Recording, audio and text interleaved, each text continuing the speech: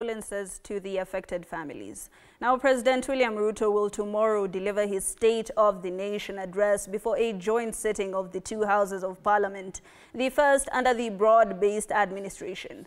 The president's address comes at a time Kenyans are in an uproar due to crisis hit key sectors of the economy, among them the Social Health Authority and the education sectors. Apollo Kamau reports on a day the opposition and the religious sector told the president to listen to the people and speak the truth. President William Ruto's State of the Nation address before a joint sitting of the two houses of Parliament, the first under the broad-based government, after Gen Zs invaded Parliament and after the impeachment of Rigathi Gachagua, affords himself an opportunity to regain Kenyans' trust or risk isolation and become a one-term president. What President Ruto needs today than ever before is to build a trust with the Kenyan people. The trust deficit has actually widened, and if not careful, it's going to be widened more.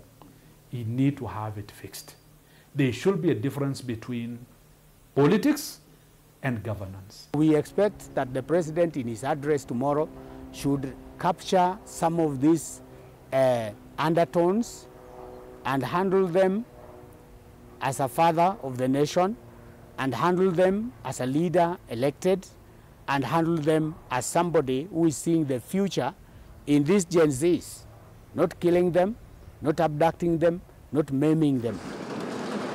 At the core of the president's speech is how to navigate the current crisis affecting key sectors of the economy dear to Kenyan survival, among them the Social Health Authority in the health docket, which has seen Kenyans stranded in hospitals, education sector which has been rocked by strikes, and the problematic competency-based curriculum CBC, the rising wave of abductions, the pending reconstitution of IEBC, overtaxation of Kenyans, corruption, and high cost of living.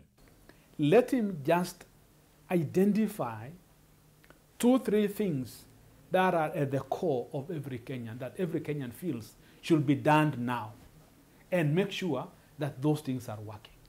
And I know he can. So that's what I think he needs to really to do, so that he doesn't spread himself thinly to an extent that at the end of the day, we are going to see him, or Kenyans are going to see him as someone who has failed to perform. The president should just listen to Kenyans. That is number one. Number two is that the president should regard other voices, whether dissenting or supportive voices, to be voices that add to his skills in leadership.